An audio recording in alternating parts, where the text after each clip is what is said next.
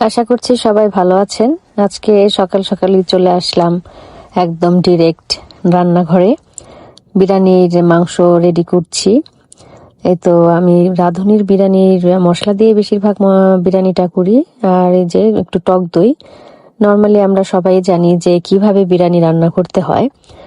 তো আদা রসুন বাটা আর বিরিয়ানির মশলা আমি রাঁধুনিটাও দিয়েছি, আবার হায়দ্রাবাদি যে বিরিয়ানি মশলা সেটাও একটু মিক্সড করে দিয়েছি। তো দুইটা একটু সংমিশ্রণে কিন্তু ভালোই লাগে, খারাপ না। আমি সব সময় এরকম একটু মিক্সড করে দেই। তো এটা যার যার চয়েস, তো খেতে কিন্তু খারাপ লাগে না, ভালোই লাগে।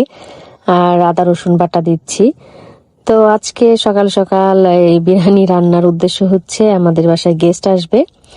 তো এজন্য আর কি সকাল সকালই রান্না আমি শেষ করতে চাচ্ছি। তারপরেও একটু দেরি করে ফেলেছি, সকালে নাস্তা খেয়েছি, তারপরে রান্নাঘরে আসলাম। তো বিরিয়ানিটা একটু ঝাল করার জন্য আমি একটু লাল মরিচ দিলাম, যাতে একটু ঝাল ঝাল হয়। তো আর কাঁচামরিচ তো দিবই পরে, তো তাই একটু শুকনো মরিচটা দিলাম, সুন্দর একটা কালারও আসবে। তো এই তো ভালো করে একটু মাখিয়ে নিচ্ছি, মেরিনেট করে কিছুক্ষণ রেখে দিব, তারপরে রান্না করা শুরু করব আর কি। তো বিরিয়ানি কিভাবে রান্না করে আমরা তো মোটামুটি সবাই জানি। আর এই তো মাখানো শেষ হয়ে যাওয়ার পর এত সুন্দর একটা স্মেল আসছে, মনে হচ্ছিল কাঁচাই খেয়ে ফেলা যাবে। তো খুবই সুন্দর একটা ঘ্রাণ আর কি বের হয়ে মশলার। আর এখানকার পেঁয়াজগুলি মোটেও বেরেস্তা হতে চায় না। তো যেটুকু হলো, আমার কেনা বেরেস্তা আছে, তারপরে ওগুলার চাইতে একটু করে নিলে ভালো হয় বেশি। তো হালকা একটু লাল লাল করে কিছু বেরেস্তা উঠিয়ে রাখলাম, তারপর ওইটার মধ্যে মাংস দিয়ে দিলাম কুক করার জন্য। তো নাড়াচাড়া করে একটু মাংসটা সিদ্ধ হোক, একটু সময় লাগবে মাংসটা সিদ্ধ করতে। এই তো বেরেস্তা দেখলেন কেমন একটু মচমচে না। আর সাথে রান্না করছি বিরিয়ানির পাশাপাশি আমি একটু ভাত রাখতে চাচ্ছি। তো ভাতের সাথে কই মাছ লাউ দিয়ে আর হচ্ছে যে রুই মাছ, সেটা একটু ভাজি করব। ভাত খাওয়ার সাথে যাতে কিছু একটা থাকে, শাকসবজি কিংবা ডাল ভাত যেরকম আমরা বলে থাকি, সেরকম আমি রাখতে চাচ্ছি আর কি। কই মাছ বাইরে নিয়ে আসছি ভাজার জন্য। ভেজে রান্না করতে হবে, না হলে খাওয়া যাবে না। কারণ হচ্ছে এই যে কই মাছের পেটের ভিতরে থাকে কি একটু তেল তেল থাকে না, এটাই গন্ধ হয়। তো ভালো করে একটু পেটের ভিতরে আঙ্গুল দিয়ে ক্লিন করলে ভালো। একটু মশলা টশলা দিয়ে মাখায় রাখছি, একটু হালকা ভাজবো, তারপরে লাউ দিয়ে রান্না করবো। এটা অনেক ছিটটে, এজন্য বাইরে নিয়ে আসছি। তো এই পেটের ভিতরে মেন গন্ধটা থাকে। ক্লিন করছি, এখন দেখি লেবু দিয়েও ক্লিন করলাম, কি অবস্থা হয়। একটু হালকা করে ভাজবো, বেশি কড়া করে ভাজা রান্না করলে মজা লাগে না। আর টাটকা হলে তো না ভাজি করে রান্না করলে বেশি মজা,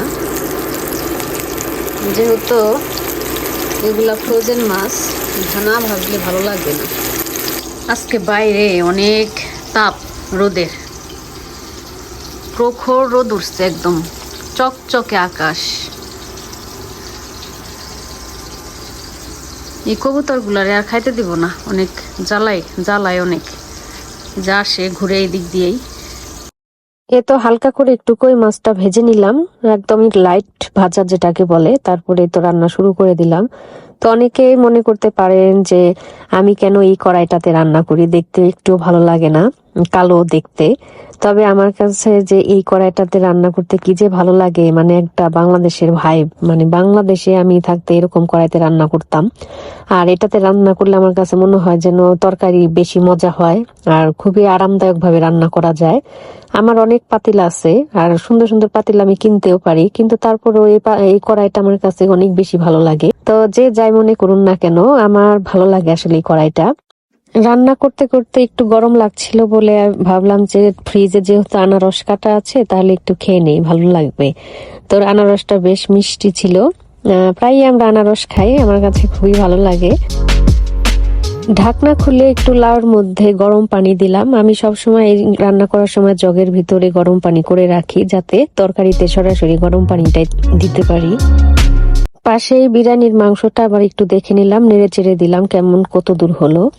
তো এই তো প্রায় হয়ে গিয়েছে আমার কই মাছ। দেখতে তো ভীষণ সুন্দর লাগছে, মনে হচ্ছে যে খেতেও খুবই মজা হবে। আসলেই মজা হয়েছিল খেতে।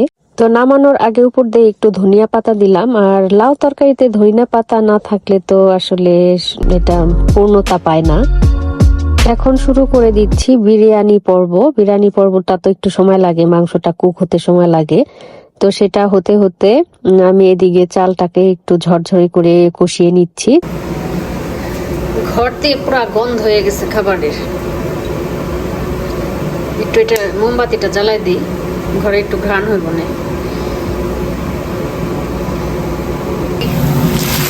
পানি গরম দিয়ে রেখেছিলাম, ওই যে পানিটা টেনে গেছে, কারণ আমি মাংসটা এটার মধ্যে ঢেলে দিই।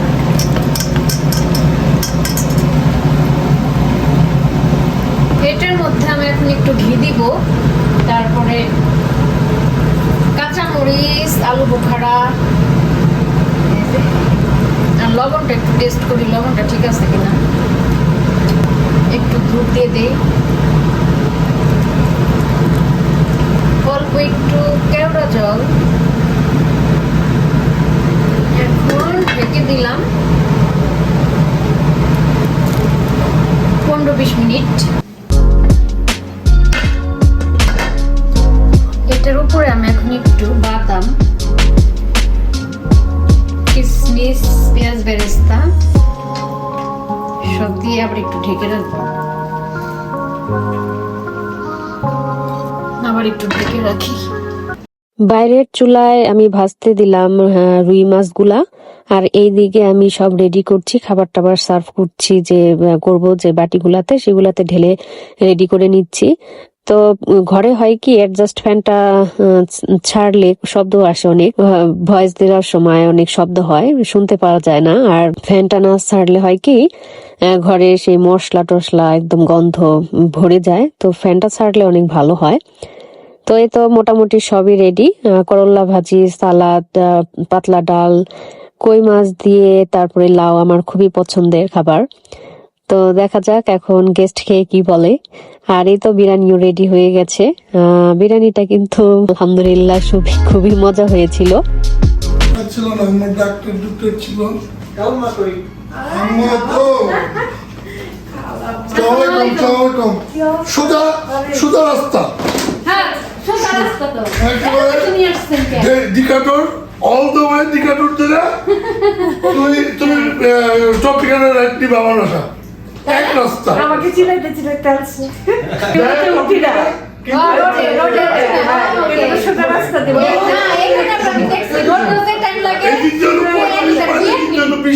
আমার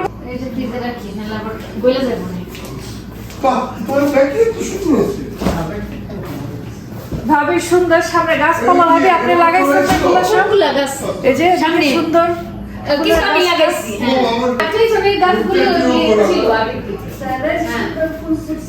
ওগুলি হ্যাঁ ওগুলি ছিল আগে, খাবে না মাত্রই খাওয়া শেষ করবো, ওই যে স্কুল থেকে আসছে। ভাবি সুন্দর করে বাসা গুছাইছে, ভালো লাগছে। আরে যে না হইলেই না, আরে আমি তো না কষ্ট তো একটা চেয়ার লাগে ওইটা। ও ফার্স্ট ক্লাস বললা বাজি, আরে সর্বনাশ। দেখছো ভাবি কি সুন্দর, একেবারে সবুজ লাগছে। বুঝছে হাই হাই কই মাছ দেখছো, কি খাবার দিতে হবে কই মাছ নিয়ে এলাম বাসায়। বিরিয়ানি আছে, বিরিয়ানি আমার বিরিয়ানি আগে ভাত খাবেন না? আগে ভাত খাবো আগে। হিমু ভাই একটু জ্বালাও, অনেক ভালো রান্না করেন হিমু ভাই। বিরিয়ানি ভালো হয় না, হিমু ভাই তো অনেক ভালো রান্না করতে পারে বিরিয়ানি। বড় ভাই বলে আমি পারি না। হ্যাঁ, বড় ভাই তো রান্নার মাস্টার। হ্যাঁ সে না বসে দেখি। আচ্ছা বসতেছি, আপনিও আসেন। হ্যাঁ আমি তো আমরা বসবো, বসবো তো এই ভাই এবং ভাবি হচ্ছে, ভাই বিশেষ করে আমাদের মানিকগঞ্জের, আমরা যেহেতু মানিকগঞ্জ জেলার, তো মানিকগঞ্জে আমাদের বাসা থেকে তার বাসা মাত্র 5 মিনিটের দূরত্ব, তারাও এখানেই থাকে। তো ভাবি হচ্ছে ঢাকার মেয়ে, তো খুবই ভালো লাগছিল তারা এসেছে, আর তাদের সাথে আমাদের এখন মোটামুটি প্রায় যোগাযোগ হয়।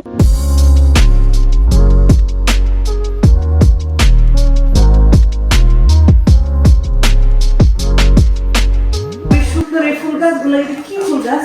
এর তো লাগাইলে তাহলে হবে না। কোনটা? এই যে এইটা ও গোলাপ ফুল। ও গোলাপ গাছ, এটা ছিল আগের থেকে, বুঝছো না, সবই ছিল আগে। সুন্দর গোলাপ ফুল গাছটা ভালো লাগতেছে দেখতে। এগুলি আমি কিছুই কিনি নাই, ফুলটাতে না হামিং বার্ড আসে। তাই না? এটাতে হ্যাঁ এই হলুদটাতে। আমার বাসায় ফুল গাছ আছে দুইটা, ওই যে তোমার সামনে যে গোলাপি ফুলগুলো আছে না, হ্যাঁ হ্যাঁ ওই যে হ্যাঁ সামনে এই যে এইটাই কিন্তু ওইটা, বুঝছো, এইটারই কিন্তু গোলাপি কালার, সাদা আমাদের গোলাপি। এই আমার ছিল, তো ওগুলারে কাইটা পরিষ্কার করছি। আবার খেজুর গাছ ছিল একটা কর্নারে, ওইটা ইয়ে করছে। আমার এই কর্নার জন্য না, আমার এই ছিল না।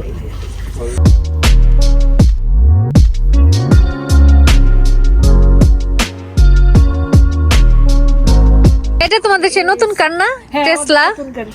ও এজন্য তো এখনো নেম প্লেটটা চেঞ্জ করো নাই। না, ওই যে লাইসেন্স প্লেট পাইনি তো। লাইসেন্স আসবে, তারপরে করবো। ভালোই জায়গা টাইগা আছে। অনেক জায়গা। ওয়াও, অনেক জায়গা। আমাদের তো পিছে এত জায়গা দরকার।